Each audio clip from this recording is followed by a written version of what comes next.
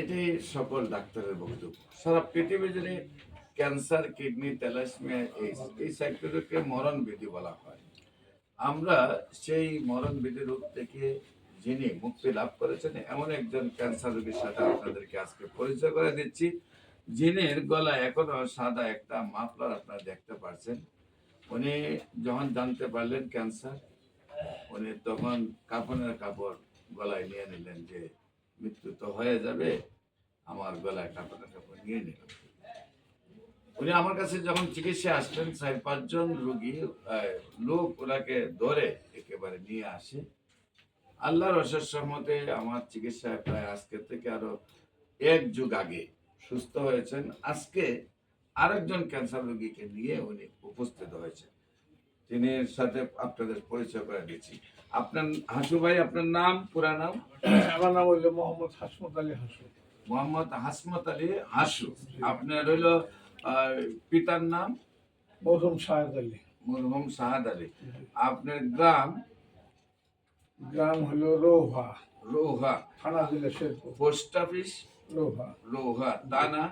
থানা জেলা শেরপুর। থানা জেলা আপনার আপনার গ্রামটা কি বললেন? রোহা। রোহা। এই কি বাড়ি বলে আপনাদের বাড়ি? রোহা ফকির বাড়ি। রোহা ফকির বাড়ি হলো আপনাদের বাড়ি।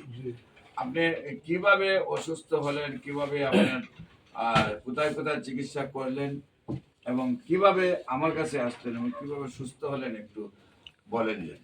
আমি বিভিন্ন জায়গায় চিকিৎসা করতে হয়েছি, কিন্তু কোথাও কোনো কাজ হয় নাই। পরে লাস্টে ঢাকাতে আইসা ডাক্তার সারোয়ার সাহেবের সন্ধান পাইয়া পরে ওনার চেম্বারে আমি আসি। ওনার চেম্বারে আসলে পরে উনি আমার কাগজপত্র দেখে আমাকে খুব সাহস দিল এবং ওষুধপত্র দিল। 2 মাস দিন আমার খানা পিনা বন্ধ ছিল।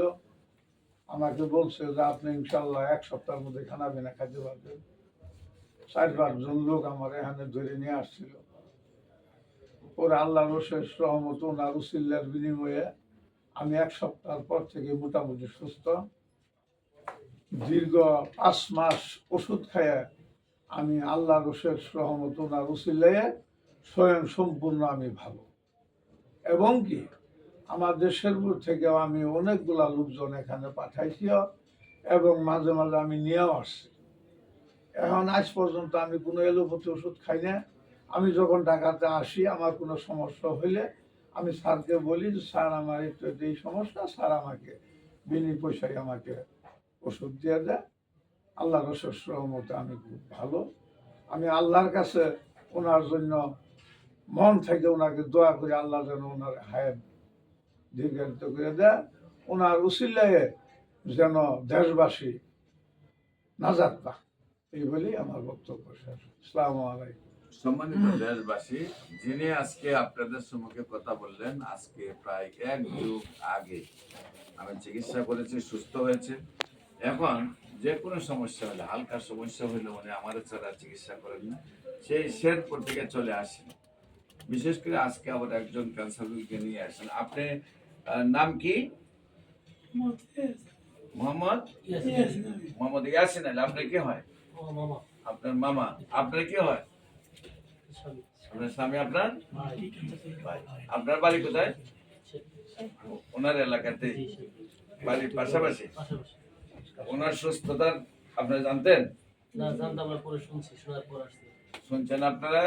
যে কখন শুনছেন? এখন শুনছেন না বাড়িতে শুনছেন? কিছুদিন আগে শুনছি বাড়িতে। কিছুদিন আগে বাড়িতে শুনছেন? ওনার বাসাতে চলে গেছি। এখন ওনার বাসায় যোগাযোগ করছেন? যোগাযোগ করার পর ওনার নিয়ে আসছি, নিয়ে এসে মামা দেখাইছি। দেখানোর পর উনি বলছে টাকা দিতে হবে। আমি সুস্থ হয়েছি, তুমি যদি যাও ইনশাল্লাহ আল্লাহর সাথে তুমি সুস্থ হবে। দেশবাসীর কাছে দোয়া চাই, উনি সুস্থ হয়েছেন, আল্লাহ যেন সুস্থ রাখেন এবং আরেকজন রোগীকে নিয়ে আসছেন, আল্লাহ যেন ওনাকে সুস্থ করে দেন। ক্যান্সার, কিডনি, থ্যালাসেমিয়া, এইডস রোগ যারা বলেন মরণ ব্যাধি, আমি বলবো এখন সম্পূর্ণরূপে সুস্থ হয়। আপনারা ক্যান্সার গবেষক অধ্যক্ষ ডাক্তার এস এম সারা ইউটিউবে সার্চ করলে প্রায় 4,500-এর ঊর্ধ্বে রোগীর সাক্ষাৎকার পাবেন যারা সুন্দরভাবে সুস্থ হয়েছে।